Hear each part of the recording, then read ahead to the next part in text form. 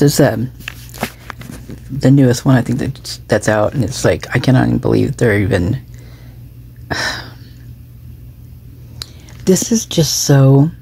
It's like it's like one of those nightmares, those running nightmares where you keep running and you never get far enough away to feel safe. That's what this is like. This is like this. But it's just like you're almost there, right? And then you just like you'll trip and fall, and then you'll have to get back up and do it again. Well, that's how this feels. It's like you just almost have it, and then it just slips away from you.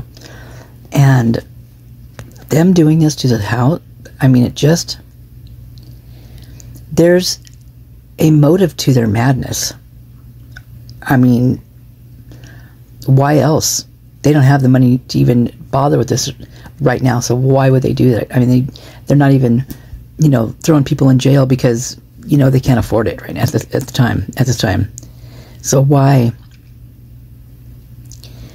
Why? I'll tell you why, in my opinion.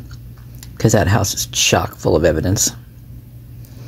And it's not just evidence of the Idaho 4. I believe there's much more evidence in there. I think that house is like a time capsule.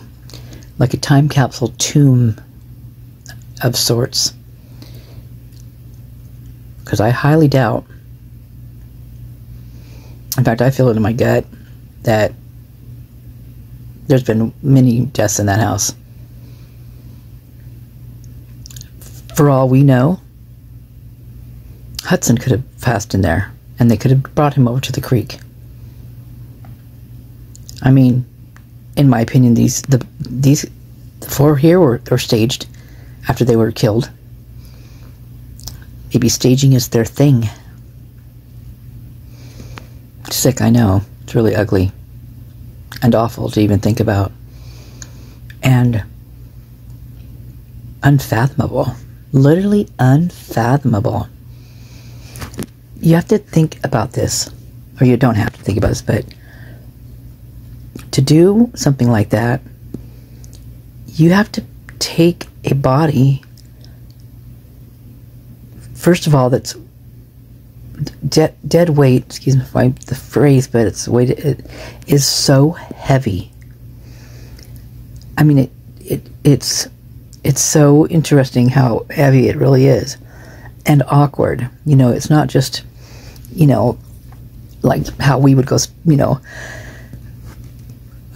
work with them, to be carried or whatever. It's not like that, And then on top of that, if you're the one, or even if you weren't the one, but I mean, to take a life, and then to pick them up and take them somewhere and stage them.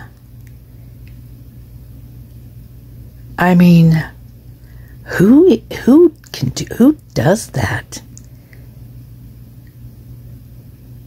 And God help everyone if they aren't caught and they aren't brought, to justice.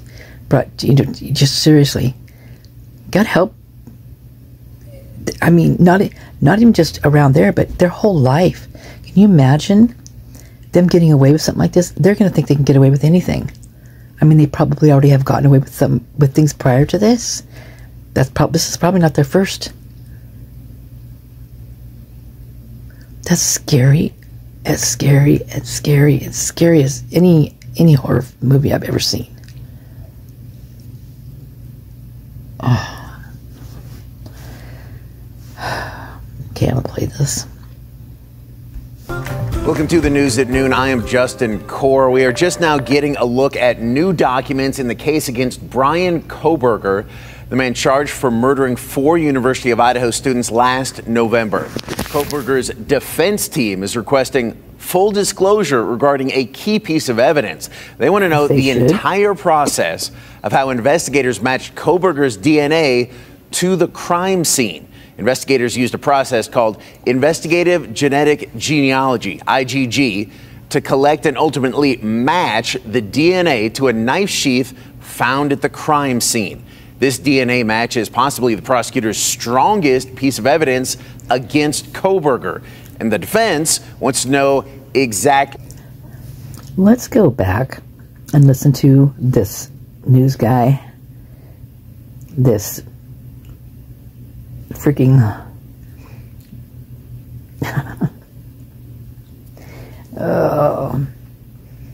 no mind of his own, put it that way. Listen to the words he emphasizes. It is just mind-boggling. Just a second.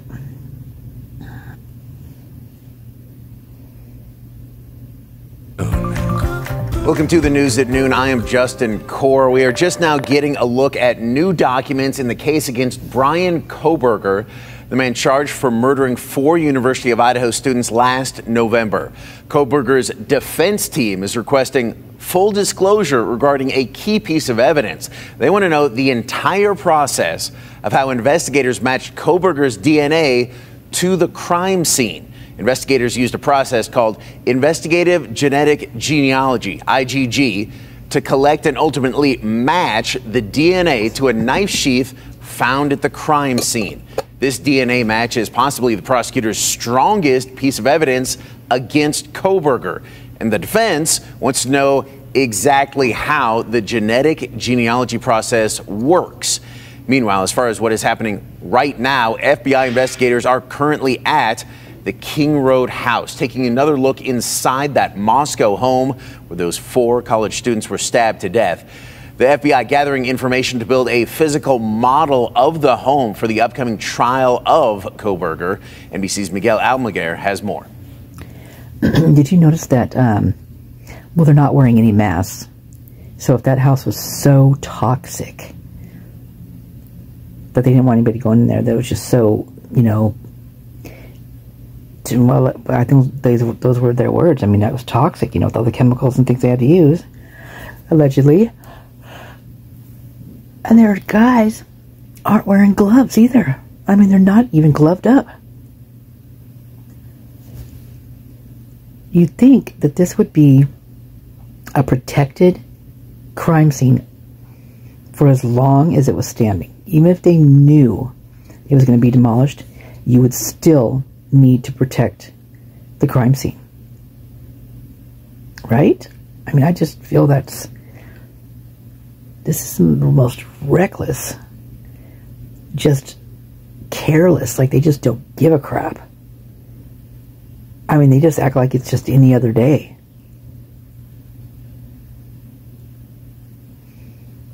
You know, and it's sickening. It's sad. The doors of 1122 King Road have remained closed for months now, its windows covered in plywood after 4 students living in the Moscow, Idaho home were stabbed to death there almost 1 year ago.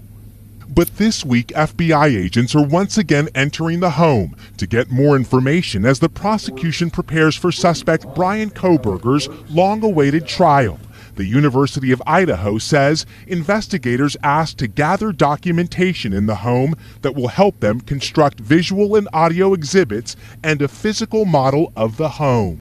One of the reasons I think that they're trying to do this is so that they can perfectly depict to the jurors where each piece of evidence was and why the placement of that evidence would be considered important. Police say they recovered a knife sheath in the bed in which Kaylee Gonzalez and Madison Mogan were found dead on the 3rd floor of the home. Prosecutors allege that Kohberger's DNA proved to be a statistical match to DNA taken from the knife sheath. Xana Kernodle and Ethan Chapin's bodies were found in a room on the 2nd floor of the home.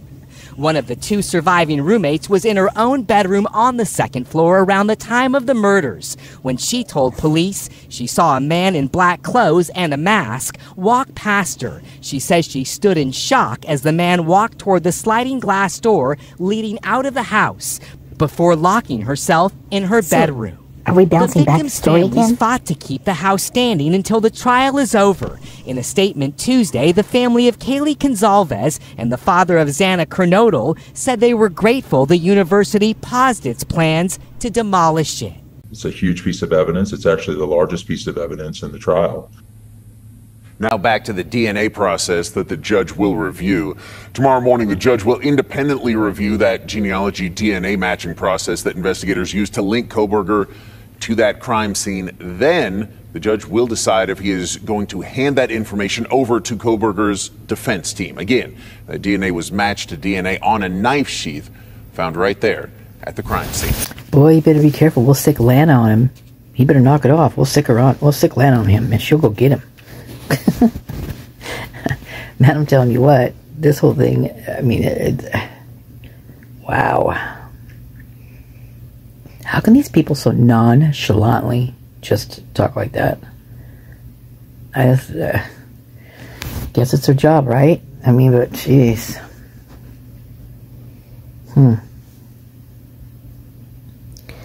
Well,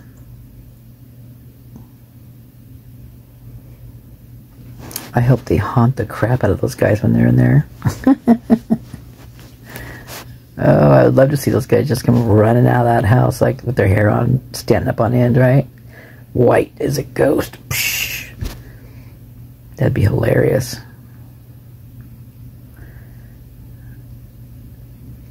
I don't think Bill's getting up there. He's old. He's up there in age. I don't think he's gonna. You know, how do people live with meeting the people that they do this to?